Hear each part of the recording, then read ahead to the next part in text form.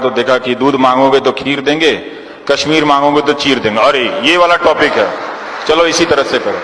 आप उस डिबेट को ध्यान से देखिए, ध्यान से देखिए। मान लीजिए कि आप मोदी समर्थक ही हैं, क्या वो उस डिबेट में आपको तरह तरह की सूचनाएं दी जा रही हैं? एक समर्थक का भी अपना एक सेल्फ रेस्पेक्ट होता है ना, कि वो चीजें जानना चाहता है। तो क्या वो मीडिया आपको ढंग से बता रहा है, आपका सेल्फ रेस्पेक्ट बढ़ा रहा है? वो दरअसल आपको इंसल्ट करता है रोज कि आप उनके वोटर हैं, आपको गलत बातें बताकर, झूठ बातें बताकर लाल रंग का टांग देगा। चिन्मयानंद स्वामी के खिलाफ कुछ होगा, सब साइलेंस में चले जाएंगे। आजम खान के यहां बकरी पे भी केस होगा, घंटों घंटों बहस होने लगेगी। तो वो आपको हमेशा एक अपने पड़ोस के मुसलमान को वो हमेशा दुश्मन के रूप में देखना सिखा रहा है। मैं साफ साफ कहता हूं, और इसको आप नोट कर लीजिए। और ये बात मैं लड़कियों से कहना चाहता हूं कि भाई देख लेना, जो लड़का किसी समाज से नफरत करता हो वो ना अच्छा पति बन सकता है, ना प्रेमी बन सकता है, ना भाई बन सकता है। देख लेना, ऐसे किसी लड़की से, आईटी सेल वाले से शादी मत कर लेना भाई, बता रहा हूं ध्यान से। पता चला कि दहेज तो नहीं देना चाहिए, मां बाप ने चोरी छुपे कुछ पैसा दिया, लाखों रुपए भी गए और मिल गया नफरत करने वाला, तो वो प्रेमी नहीं हो सकता है। मोहब्बत बहुत जरूरी है दोस्त, मिट्टी से भी और इंसान से भी। ऐसा नहीं हो सकता कि इंसान से मोहब्बत ना करो और कहो कि हम मिट्टी से मोहब्बत करते हैं। हम मिट्टी से मोहब्बत इसलिए करते हैं कि उस मिट्टी में बसने वाले इंसानों से भी मोहब्बत करते हैं। ये बात ध्यान रखिएगा। आज इंदौर में बीजेपी के आईटी सेल के प्रभारी हैं विक्की मित्तल, फेसबुक पे उन्होंने क्या लिखा कि गोडसे जी की पिस्तौल की नीलामी करवा दीजिए, पता चल जाएगा देशभक्त थे कि आतंकवादी थे। हम यहां पर आ गए, गांधी को मारने वाले के लिए ताली बजा के आप हिंदुस्तान नहीं बना सकते, नहीं बना सकते हो आप। जिस देश में गांधी के हत्यारे को देशभक्त कहा जा रहा है, तो गांधी क्या आतंकवादी थे? अब हम यहां पर आ गए हैं, क्या हम आपने उनको वोट दिया तो इसकी सजा इतनी दी जाएगी आपको कि आपको मूर्खों के झुंड में बदल दिया जाएगा?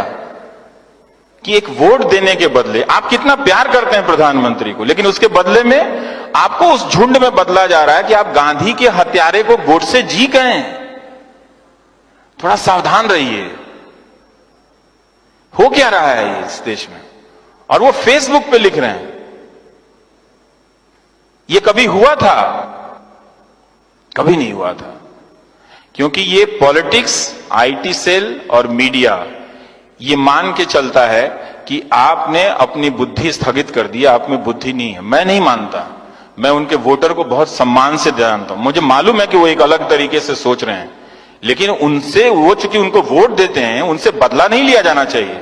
उनको सजा किस बात की दी जा रही है कि उनसे ये कहा जा रहा है, अब चूंकि तुम उनको वोट देते हो, तुम अब मुसलमानों से नफरत करने लगे हो, तो चलो अब गोडसे को भी गोडसे जी बोलो। फिर मालूम नहीं अगली बार अब आपसे क्या कराएंगे, आपके हाथ में बम दे देंगे, कहेंगे जाके फट जाओ कहीं पे, तुम नौकरी मत मांगो।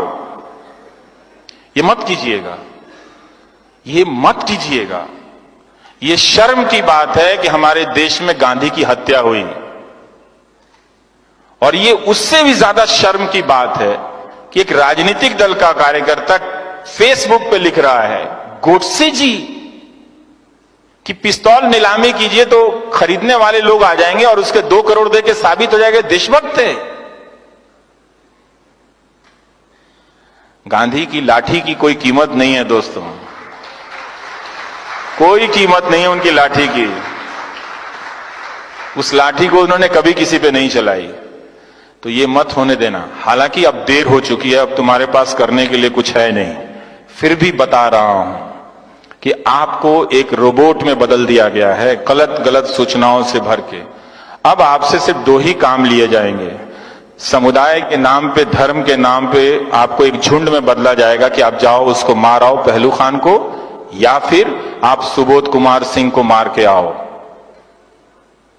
उसे भी इंसाफ नहीं मिला, सुबोध कुमार सिंह को भी इंसाफ नहीं मिला। पहलू खान को भी इंसाफ नहीं मिला। ये आप समझ रहे हो कि क्या हो रहा है? समझ रहे हैं इस बात को? अच्छे से समझिएगा, गुस्से में मत समझिएगा, कोई फायदा नहीं है दोस्तों। इसलिए आपका मीडिया जो है, मैं थोड़ा भटक के कह रहा हूं, कहना जरूरी है, फिर मौका नहीं मिलेगा आपसे।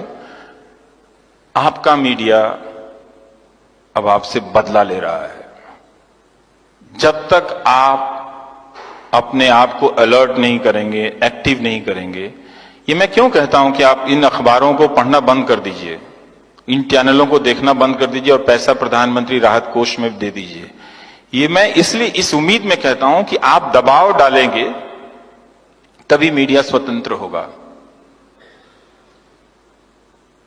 तभी मीडिया स्वतंत्र होगा। और एक बात जान लीजिएगा, मीडिया की स्वतंत्रता हम सिर्फ अपनी नौकरी के लिए नहीं कह रहे हैं, आपके लिए कह रहे हैं। जब मीडिया नहीं होगा, आप नहीं होंगे, क्योंकि आपकी आवाज नहीं होगी।